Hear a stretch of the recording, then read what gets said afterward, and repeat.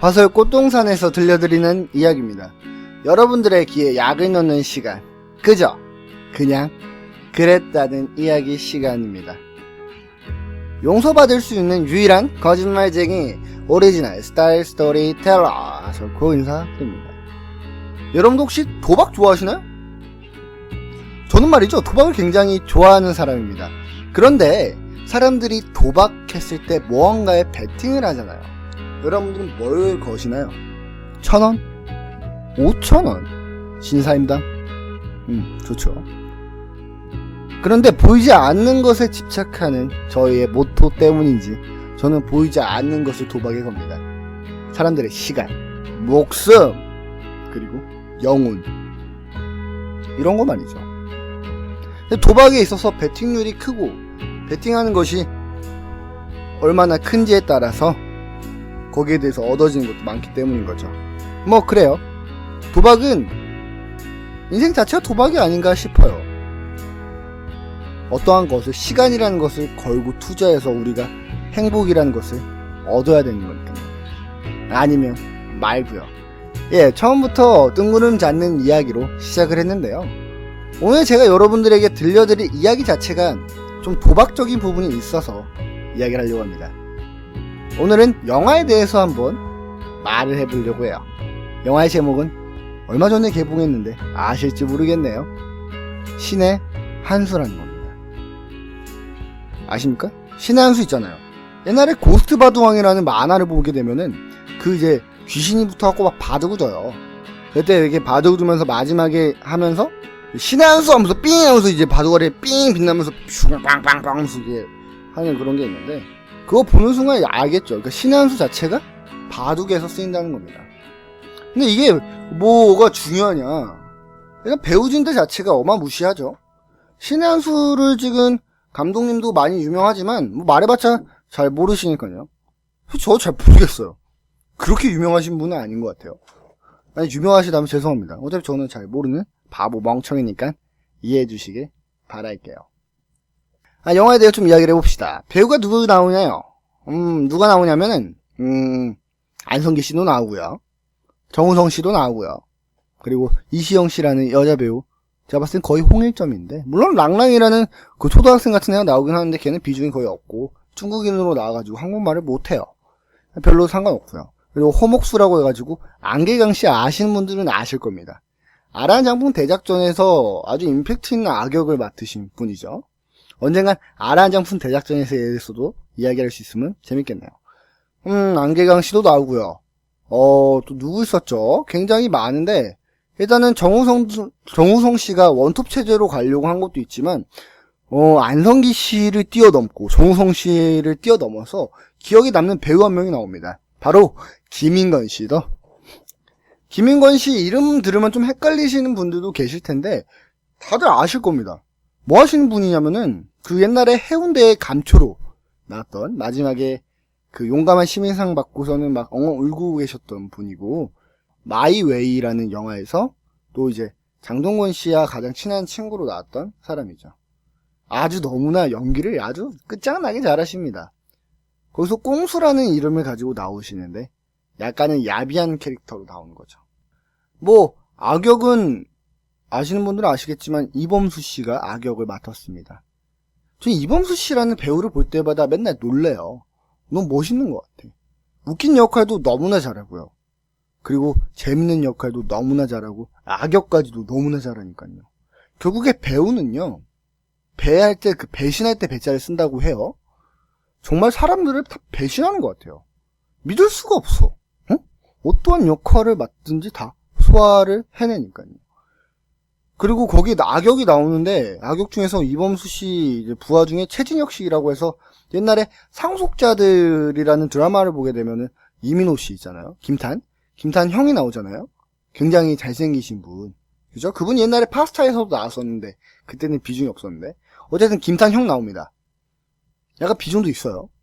그리고 또 한 명의 악역이 나오는데 이범수 씨의 이제 오른팔 같은 존재인 것 같아요.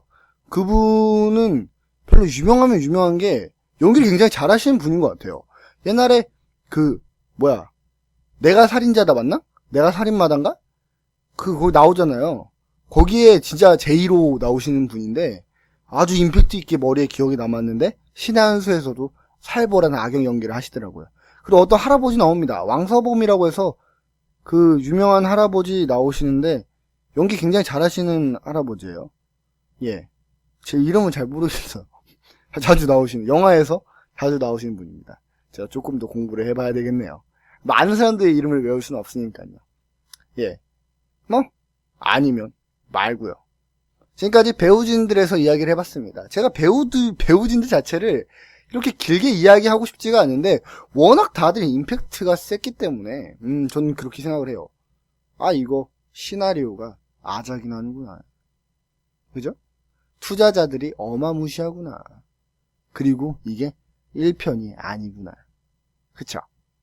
이러한 것들은 대부분 1부작에서 끝나지 않습니다. 적어도 제 생각에도 한 3부작 정도는 갈 것 같은데 사람들이 그러더라고요. 이번 작품이 흥행을 해야지 시나리오가 나올 것 같다고. 근데 제 생각에는 흥행을 하지 않았나. 영화 자체가 굉장히 재밌었는데 잘 모르겠네요. 뭐 본격적으로 영화에 대해서 이야기를 해봅시다. 영화 스토리 자체는 오류가 굉장히 많습니다. 사실은 사실이니까요. 시나리오 자체는 좀 유치한 부분도 있어요. 정우성 씨가 형의 복수를 하기 위해서, 원래 정우성 씨가 거기서 바둑 기사로 나오거든요. 찐따로 나와요. 안경 끼고 처음에. 좀 안 어울리는데 짧습니다. 너무 흐름 자체는 굉장히 빨라서 초반부는 지루하진 않습니다. 처음에 시작하자마자 자기 형을 위해서 사기 바둑을 두다가 역으로 강간당하는 거죠. 발려가지고 자기는 한쪽 눈을 다치고 그 정우성의 형님은 죽습니다. 그리고 그게 바로 이범수겠죠. 그 다음에 어떠한 이유에 이유인지는 모르겠지만 정우성 씨가 칼에 맞았는데도 안 죽고 감옥에 가요. 근데 사람들은, 악역들은 다 죽은 줄 알고 있나 봐요. 왜 그런지는 몰라요. 근데 그 감옥에서 어떠한 기회를 통해서 굉장히 힘을 키우고 또 바둑 실력을 키워서 출소를 하게 됩니다. 출소를 하게 되면서 감옥에서 얻었던 백을 가지고 돈이 있었는데 한 50억 정도 가지고 계획을 꾸밉니다. 복수할 계획을 말이죠. 거기서 이제 김인권 씨라든지 안성기 씨라든지 안계강 씨라든지 이런 분들을 모아서 팀을 꾸리고 이범수 씨를 찾아 헤맵니다. 거기서 이범수 씨가 살수 역할을 맡으러서 막 되게 살벌하거든요. 근데 구성 자체가 좀 특이한 게 거기에 있는 사람들은 기본적으로 다 싸움 잘하는 애들은 바둑을 안 둬요. 정우성 씨 빼고. 뒤에서 사기를 치는 거죠. 잔인한 장면도 꽤나 많이 나옵니다. 그렇게 해서 왔다 갔다 하면서 결국에는 안성기 씨가 죽어요. 미안합니다. 스포일러에서. 안성기 씨가 죽고 갑자기 죽어요. 그 다음에 김인권 씨도 죽을 것 같은데 안 죽어요. 그렇죠. 그분은 죽지 않아요. 왜냐하면은 2탄에 나와야 되기 때문인 거죠.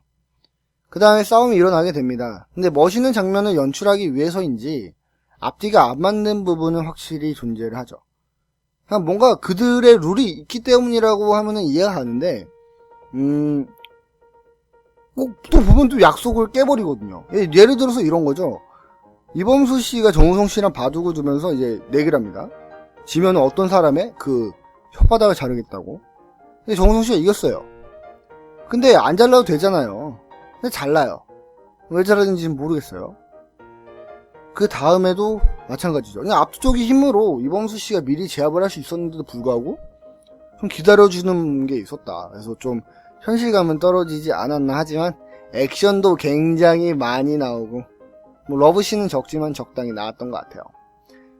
거기 나오는 여배우는 딱 한 명입니다. 이시영 씨인데 여기에 대해서 안 좋은 이미지가 좀 있는 부분도 있어요. 사람들이. 왜 그럴까요? 난 좋던데. 비중은 별로 크지 않습니다만 어느 정도의 기억에 남을 정도는 분명히 있다는 거죠.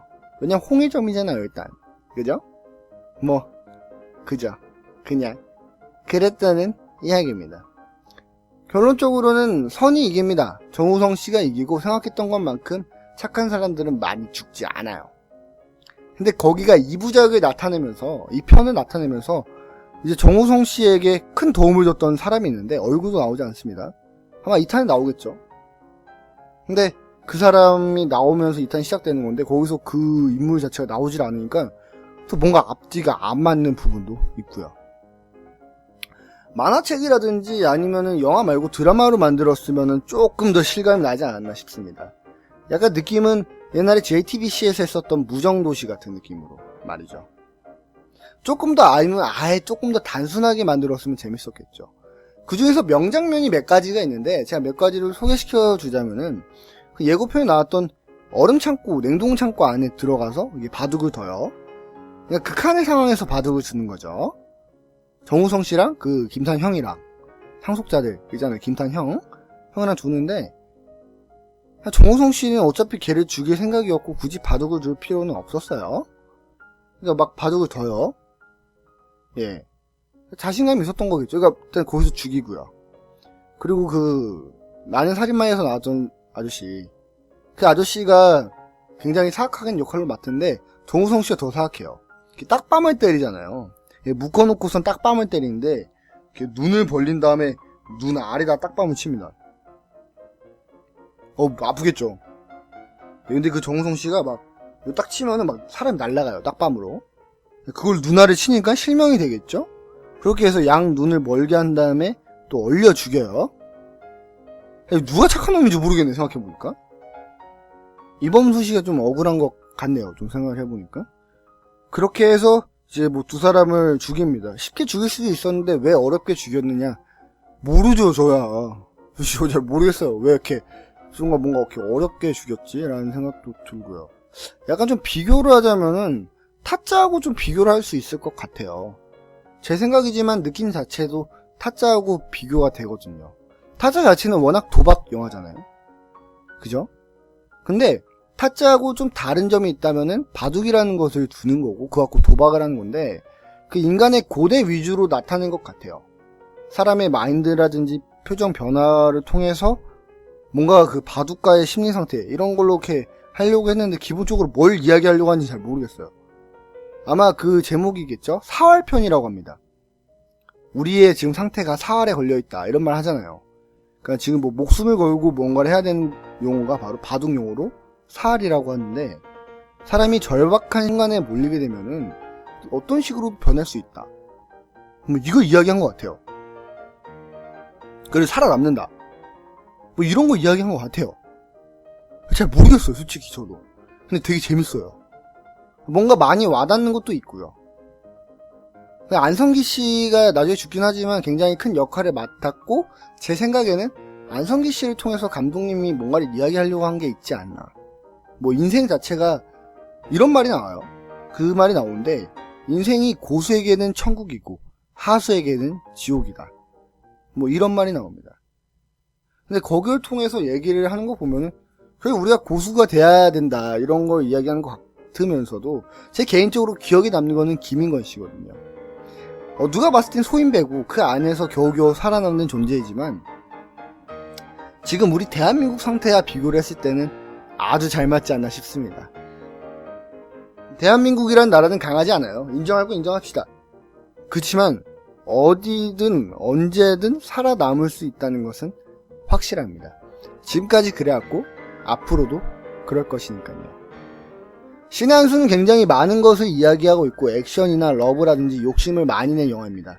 배우진들도 너무나 훌륭해서 그들이 조금이나마 분량이 적게 가지면 아쉬움을 느낄 수 있는 정도였고요.